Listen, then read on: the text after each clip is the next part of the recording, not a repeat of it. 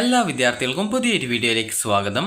ഈ വർഷത്തെ +2 higher secondary public examination result, അതുപോലെ തന്നെ കമ്പാർട്ട്മെൻറ്റ് വിഭാഗത്തിൽ പരീക്ഷ എഴുതിയ വിദ്യാർത്ഥികളുടെ റിസൾട്ട് എന്നിങ്ങനെ വിവിധ വിഭാഗങ്ങളിലായിട്ട് +2 പരീക്ഷ എഴുതിയ വിദ്യാർത്ഥികളുടെ പരീക്ഷാ ഫലങ്ങൾ നേരത്തെ മെയ് 21-ാം തീയതി പ്രഖ്യാപിക്കുമെന്ന് അറിയിച്ചിട്ടുണ്ടായിരുന്നു.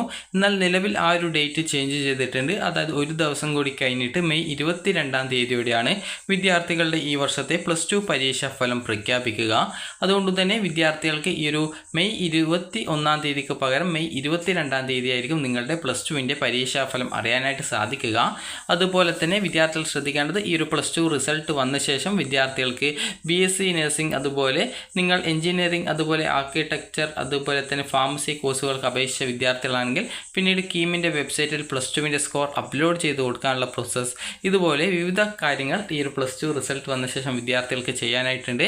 അതുപോലെ തന്നെ പോളിടെക്നിക്, ലാറ്ററൽ എൻട്രി കോഴ്സുകളിലേക്കുള്ള പ്രവേശനം ആഗ്രഹിക്കുന്ന വിദ്യാർത്ഥികൾക്കും ആ ഒരു ഘട്ടത്തിൽ അതിന് +2 റിസൾട്ട് വന്ന ശേഷം അതിന് അപ്ലൈ ചെയ്യാനായിട്ട് സാധിക്കുന്നതായിരിക്കും. അപ്പോൾ വിദ്യാർത്ഥികൾക്ക് ഈ വർഷത്തെ +2 ഹയർ സെക്കൻഡറി പബ്ലിക് എക്സാമിനേഷൻ, അതുപോലെ കമ്പാർട്ട്മെൻറ്റ് വിഭാഗം പരീക്ഷാ ഫലങ്ങൾ ഈ ഒരു മെയ് 22-ാം തീയതിയോടെയാണ് അറിയാനായിട്ട് സാധിക്കുക. അപ്പോൾ വിദ്യാർത്ഥികൾക്ക് ഈ ഒരു റിസൾട്ട് വന്ന ശേഷം നിങ്ങൾ കൃത്യമായിട്ട് ജയിച്ചിട്ടുണ്ടോ ഇല്ലയോ എന്നുള്ളത് കൃത്യമായിട്ട് നിങ്ങൾ മനസ്സിലാക്കേണ്ടതാണ്. നിങ്ങൾക്ക് ഏതെങ്കിലും വിഷയങ്ങൾക്ക്, അതായത് ഈ ഒരു 60 മാർക്കിൻ്റെ സബ്ജക്റ്റിൽ 2 വർഷത്തെ, അതായത് നിങ്ങളുടെ റിസൾട്ട് +1 +2ൻ്റെ ഇത് സെപ്പറേറ്റ് ആയിട്ട് രേഖപ്പെടുത്തിയിട്ടുണ്ടാകും. അതുപോലെ ഗ്രാൻഡ് ടോട്ടൽ എന്നുള്ള സെപ്പറേറ്റ് ആയിട്ട് രേഖപ്പെടുത്തിയിട്ടുണ്ടാകും. അതുപോലെ തന്നെ ഓവറോൾ ആയിട്ടുള്ള ഗ്രേഡ് ഏതാണെന്നുള്ളത് കൃത്യമായിട്ട് രേഖപ്പെടുത്തിയിട്ടുണ്ടാകും. അപ്പോൾ വിദ്യാർത്ഥികൾ അതിൽ ഈ ഒരു ഗ്രാൻഡ് ടോട്ടലിലെ TE മാർക്ക്, അതുപോലെ തന്നെ ഗ്രേസ് മാർക്കിന് അർഹതയുള്ള വിദ്യാർത്ഥികൾ ഈ ഒരു TE മാർക്കും അതിനോടൊപ്പം ഗ്രേസ് മാർക്കും ഉൾപ്പെടെ നോക്കുന്ന സമയത്ത് 60 മാർക്കിൻ്റെ സബ്ജക്റ്റിൽ 2 വർഷത്തെ ആ ഒരു ഗ്രാൻഡ് ടോട്ടൽ നിങ്ങൾക്ക് ഈ ഒരു 36 ഉണ്ടോ, 80 മാർക്കിൻ്റെ സബ്ജക്റ്റാണ് എങ്കിൽ 2 വർഷത്തെ ഈ ഒരു TE മാർക്ക് അല്ലെങ്കിൽ TE mark plus grace mark ഇവ കൂട്ടുന്ന സമയത്ത് നിങ്ങൾക്ക് 48 മാർക്ക് ഉണ്ടോ എന്ന് കൃത്യമായിട്ട് നോക്കുക. അപ്പോൾ ഈ ഒരു മാർക്ക് നിങ്ങൾക്കില്ലെങ്കിൽ വിദ്യാർത്ഥികൾ ഈ ഒരു +2 SSLC അല്ല +2ൻ്റെ സേവ് ഇംപ്രൂവ്മെൻറ്റ് പരീക്ഷ എഴുതേണ്ടതായിട്ട് വരുന്നതാണ്. അപ്പോൾ വിദ്യാർത്ഥികൾ ശ്രദ്ധിക്കേണ്ട പ്രധാനപ്പെട്ട കാര്യം, ഈ ഒരു റിസൾട്ട് ഏത് വെബ്സൈറ്റ് വഴിയാണ് നിങ്ങൾക്ക് പരിശോധിക്കാൻ പറ്റുക എന്നുള്ളതാണ് പല വിദ്യാർത്ഥികൾ നിലവിൽ ചോദിക്കുന്ന ഒരു പ്രധാനപ്പെട്ട കാര്യം. അപ്പോൾ +2ൻ്റെ റിസൾട്ട് സാധാരണഗതിയിൽ kerala-results.nic.in എന്നുള്ള വെബ്സൈറ്റിൽ പ്രസിദ്ധീകരിക്കാറുണ്ട് എങ്കിലും നിലവിൽ ഇനി മുതൽ ആ ഒരു വെബ്സൈറ്റിൽ നിങ്ങളുടെ റിസൾട്ട് വരുന്നതായിരിക്കില്ല.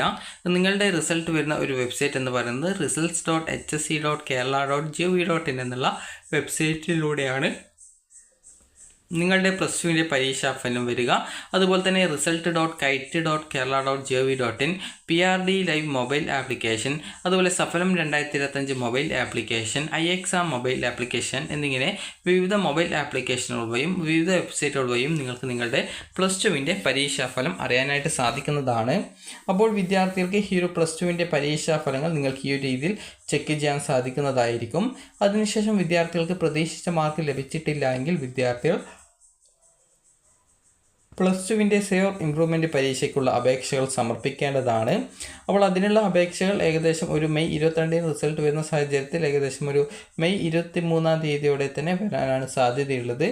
അതുപോലെ തന്നെ വിദ്യാർത്ഥികൾ ശ്രദ്ധിക്കേണ്ട പ്രധാനപ്പെട്ട കാര്യം എന്ന് പറയുന്നത്, +2ൻ്റെ റിസൾട്ട് വന്ന ശേഷം നിങ്ങൾ ഏതെങ്കിലും വിഷയങ്ങൾക്ക് തോൽക്കുകയാണെങ്കിൽ സേ പരീക്ഷ എഴുതി ജയിക്കാൻ ശ്രദ്ധിക്കുക. കാരണം സേ പരീക്ഷയുടെ രജിസ്ട്രേഷൻ റിസൾട്ട് വന്ന ഏകദേശം ഒരു ദിവസത്തിനുള്ളിൽ തന്നെ സേ പരീക്ഷയുടെ രജിസ്ട്രേഷൻ വരും.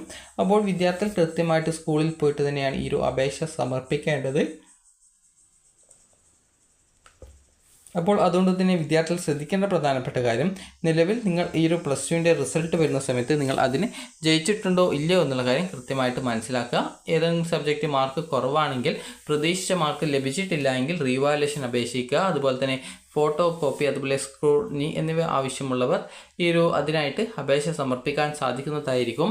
അപ്പോൾ വിദ്യാർത്ഥികൾക്ക് ഈ ഒരു വീഡിയോ ഉപകാരപ്രദമായിട്ടുണ്ടെന്ന് കരുതുന്നു. അപ്പോൾ റീവാലുവേഷൻ അപേക്ഷിച്ച് 10% മാർക്ക്, അതായത് 60 മാർക്ക് സബ്ജക്റ്റ് ആണെങ്കിൽ അതിൽ 6 മാർക്കോ, 80 മാർക്ക് സബ്ജക്റ്റിൽ നിങ്ങൾക്ക് 8 മാർക്കോ റീവാലുവേഷനിൽ കിട്ടുകയാണെങ്കിൽ, അതായത് റീവാലുവേഷനിൽ കൂടുകയാണെങ്കിൽ നിങ്ങൾ അടച്ചിട്ടുള്ള, അതായത് റീവാലുവേഷനായിട്ട് അടക്കുന്ന ആ ഒരു പൈസ നിങ്ങൾക്ക് റീഫണ്ടായിട്ട് കിട്ടുന്നതും ആയിരിക്കും.